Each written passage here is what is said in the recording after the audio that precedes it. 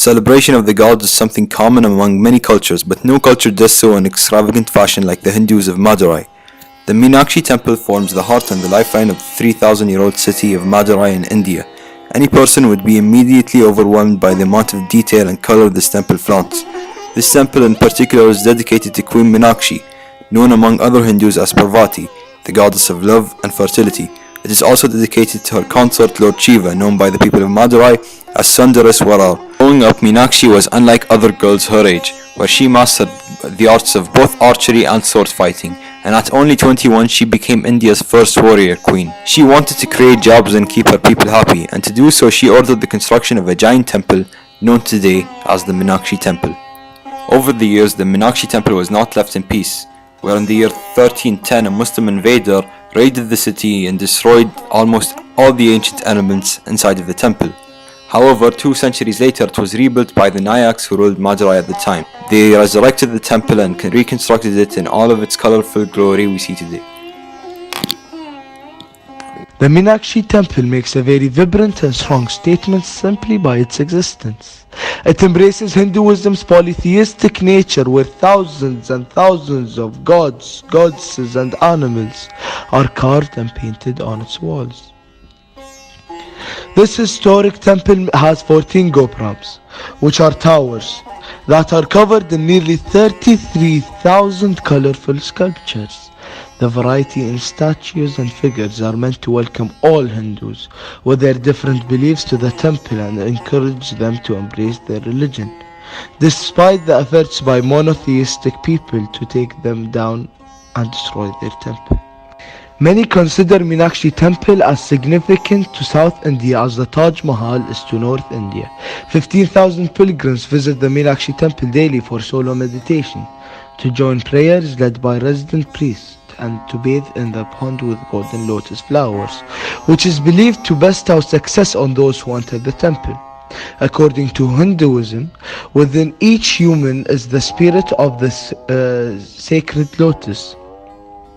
It represents eternity and purity. Hence, the choice to cover the lotus in gold symbolizes its immortality and how it will survive for a very long time, providing people with its blessings. The repetition of heads and arms on this god represent how Queen Meenakshi provides for her people and watches over them. She gave the people of Madurai work, happiness and protection, but to do so she needs eyes and many hands to lend this generosity, and so she does so through this god. There are 4 main gopurams or towers that envelop the temple, where the tallest one is over 170 feet tall. In this image we can see how the temple is the focal point of the city. It is right in the middle of the picture, which emphasizes its importance.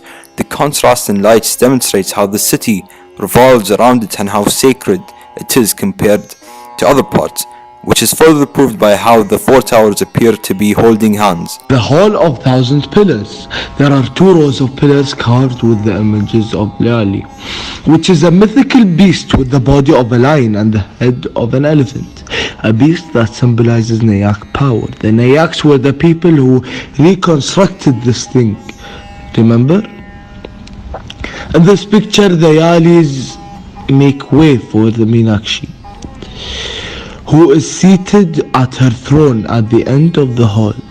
The balance of symmetry of this picture symbolizes Meenakshi's power and how she keeps order in the world. This picture shows what lies at the end of the hall, but what's ironic is the fact that the person in the middle is not Meenakshi, but rather her husband, Shiva, performing some kind of dance where Meenakshi is standing by his side.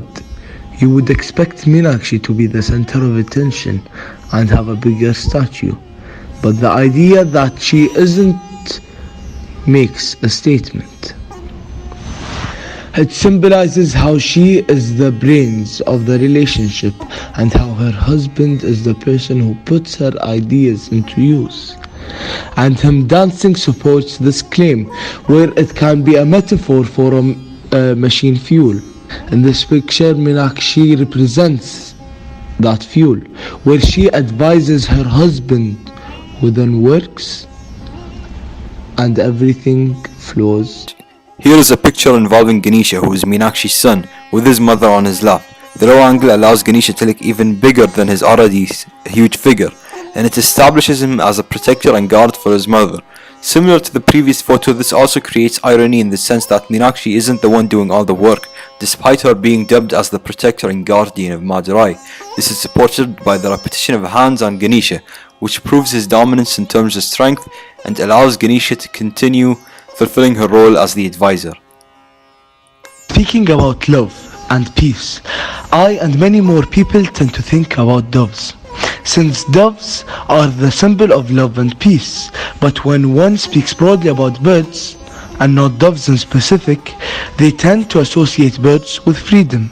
Here the photographer took the picture in an angle which will put the birds and the temple in one picture to show to the viewer that with the temple comes love, peace and freedom.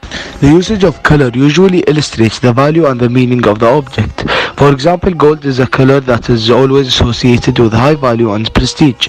The photographer keeps aside the colorful temple and instead shows the golden heart of the temple, to show how much of a high standard the temple is and how much of a prestige it is, and that Meenakshi is the golden heart of Hinduism. One should always be able to express his or her beliefs freely, and the Meenakshi Temple celebrates this idea extravagantly, with the thousands of gods and goddesses carved on its temple's walls. Hinduism's polytheistic nature and identity is very much embraced through this monument, and it's embraced in such brilliant fashion.